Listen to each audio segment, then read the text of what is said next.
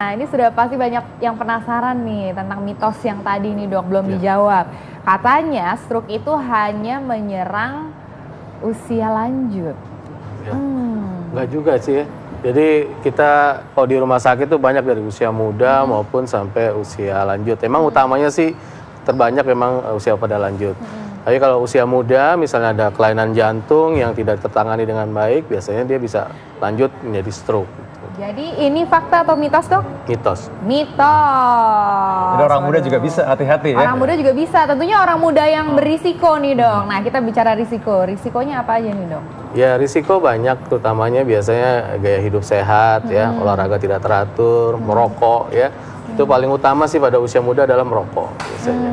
Itu yang menyebabkan stroke dia pada usia muda. Nah ngomong-ngomong mengenai tadi ya penyebabnya tadi itu, banyak masyarakat yang ceritanya sudah mengetahui dari selebaran mungkin dari media lini massa ya yang udah memberitahukan mengenai oh ini katanya penyebab stroke ini, Nah coba kita lihat pertanyaan masyarakat berikut ini. Nama saya Suci. Beredar di masyarakat itu informasi bahwa pada penderita stroke itu pertolongan pertamanya adalah dengan menusuk-nusukan jarum di ujung-ujung jari. Hal tersebut mitos atau fakta ya dok? Oke itu tadi dong, pertanyaan langsung mitos atau fakta bahwa pertolongan pertama pada stroke itu tusuk jarum di jari. Ayo mana jarum? Itu mitos ya. Itu mitos sangat jelas, menyakitkan ya untuk buat pasien stroke ya. Sebaiknya adalah tadi tolong diingat begitu ada gejala stroke timbul segera ke rumah sakit. Rumah sakit ya dok. Nah kenapa Dan segera ke rumah brain ya sakit tadi ya?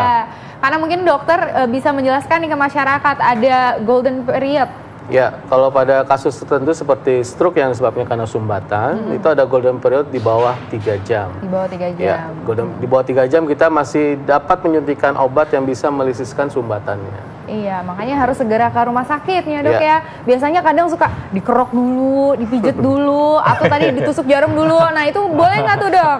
Kayaknya lebih baik langsung ke rumah sakit. Lebih baik langsung ke rumah sakit. Cepat-cepatnya. Ya. Time is brain, selalu ingat itu ya. Jadi makin lama ditolong tentu harapan sembuh semakin kecil. Iya, dan makin cepat malah semakin besar kemungkinan bisa sembuh ya. Golden periodnya tadi 3 jam ya dok ya? 3 jam. 3 jam. Dan jangan sampai dikasih minum, kebanyakan gitu tuh dok. Ya, karena pada kasus stroke biasanya suka ada kelumpuhan dari saraf dari menelan.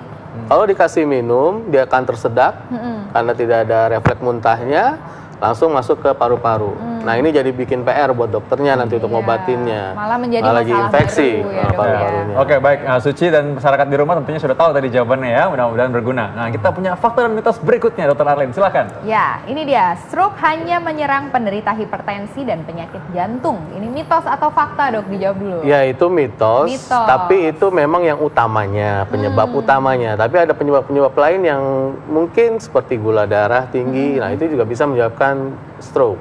Ya, kemudian juga ada gangguan karena infeksi yang kronis bisa juga menyebabkan stroke.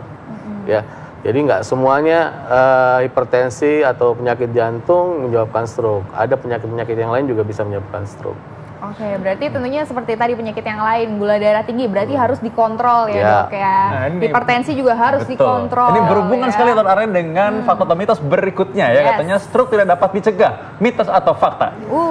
Itu mitos. Karena stroke bisa dicegah. Ya, dengan kita mengontrol gaya hidup dan kontrol faktor risiko kalau memang sudah ada, nah itu bisa mengurangi angka kejadian stroke.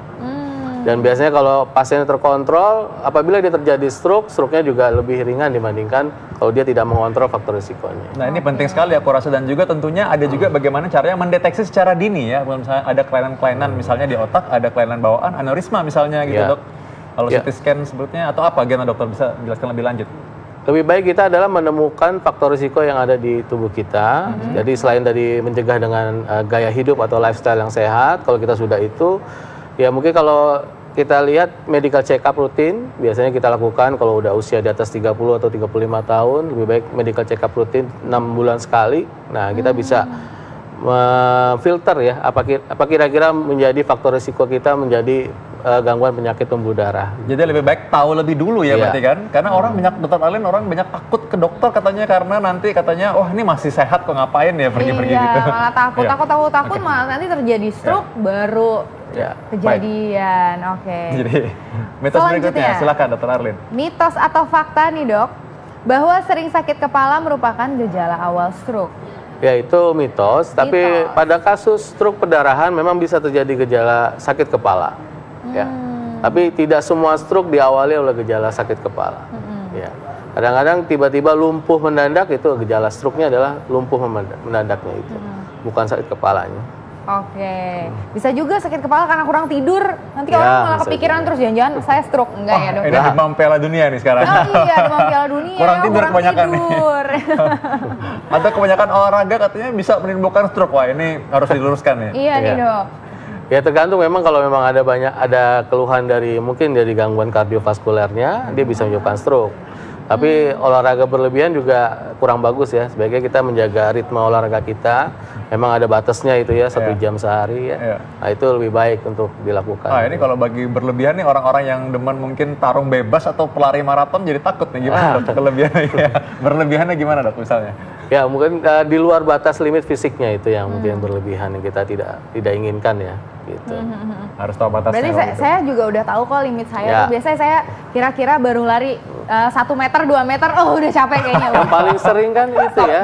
Itu udah limit kayaknya. Yang paling sering itu rekreasional ya, olahraga rekreasional. Artinya kita jarang olahraga, tiba-tiba kita push pada hari itu, teman kita ngajak hari Minggu main futsal, tiba-tiba kita sebelumnya belum pernah main futsal sama sekali.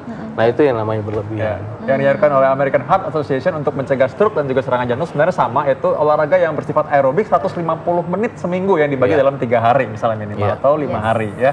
Oke. Nah berikutnya kita punya fakta atau mitos lagi Dr. Arlin nih. Ya, selanjutnya mitos atau fakta mengenai stroke, yaitu penyakit stroke terjadi karena tubuh kurang istirahat. Ya itu juga bisa menyebabkan terjadi. Mitos atau fakta dok? Ya itu bisa fakta. Bisa fakta. Ya. Karena kalau tubuh kita kurang istirahat, ya, dimana tekanan, kalau dia punya faktor risiko hipertensi, biasanya tensinya akan semakin meningkat. Nah semakin meningkat itu menyebabkan dia akan bisa terjadi stroke. Nah, ada yang pertanyaan yang menarik sebenarnya bagi masyarakat ya. Mereka sering menanyakan bahwa ada istilah stroke ringan dan stroke berat. Nah, dokter bisa berikan pencerahan pada masyarakat mengenai hal ini? Ya, sebaiknya jangan membedakan antara stroke ringan dengan berat, karena adalah terapinya sama. Jadi semua stroke adalah berat karena dia kenanya adalah fungsi dari high brain function ya. Jadi punya otak itu terganggu, nah itu adalah sudah berat. Jadi jangan bedakan antara stroke ringan dan berat. Ringan beratnya itu hanya dilihat dari gejalanya. Mungkin dia lumpuhnya tidak seberapa lumpuh dari tadi yang di video yang sudah ditayangkan tadi itu. Ya, mungkin hanya ringan, hanya bisa mengangkat lengannya. Yang tadi kalau video tadi dia bisa mengangkat lengannya, nah itu gejalanya yang berat gitu loh. Bukan stroke-nya, stroke semua berat gitu. Karena sudah mengenai otak. Oke, nah ini terakhir nih dok, masyarakat perlu dijelaskan lagi bahwa apakah stroke bisa disembuhkan? Iya. Ya, stroke bisa disembuhkan. Kembali normal? Iya, ada kasus-kasus yang bisa disembuhkan dan kembali seperti normal. Jadi tergantung pada saat kita datang pada keadaan akut, ya, pada saat kejadian kita datang di bawah tadi, onsetnya di bawah 3 jam, masih ada tindakan yang bisa kita lakukan, masih ada obat yang bisa kita berikan untuk meluruhkan dari sumbatan tadi, gitu. Tapi beda kasusnya kalau dia perdarahan, itu tidak bisa kita berikan obat-obatan seperti itu. Jadi pada kasus stroke sumbatan itu bisa disembuhkan bila kita datang cepat pada waktunya. Jadi segera datang ya. Segera ke rumah sakit. Tadi bisa diulang ya, segera ke RS ya. Ya, segera ke RS ya. Jadi begitu ada tanda-tanda tadi kesemutan, lumpuh sebelah badan atau tadi gangguan bicara. Ya. Nah, segera ke RS. Segera ke RS. Oke, nah untuk transportasi nih dok, biasanya kan kadang pasien nih datang dibawa bukan pakai ambulans, dibawa dengan keadaan yang seadanya aja, keadaan seadanya dan kendaraan yang ada aja. Nah baiknya seperti apa nih posisi transportnya? Ya transport sih sebaiknya ya nggak mungkin pakai motor kali ya. Jadi kalau pakai mobil pasti itu lebih baik dibandingkan kalau kita cuma ada motor. Baik ada kendaraan yang pasiennya bisa berbaring untuk di tempat transportasi itu untuk menuju ke rumah sakit lebih cepat. Perlu diganjal bantal dok? Nggak ada masalah. Tidak ada masalah ya dok ya, tidak ada masalah.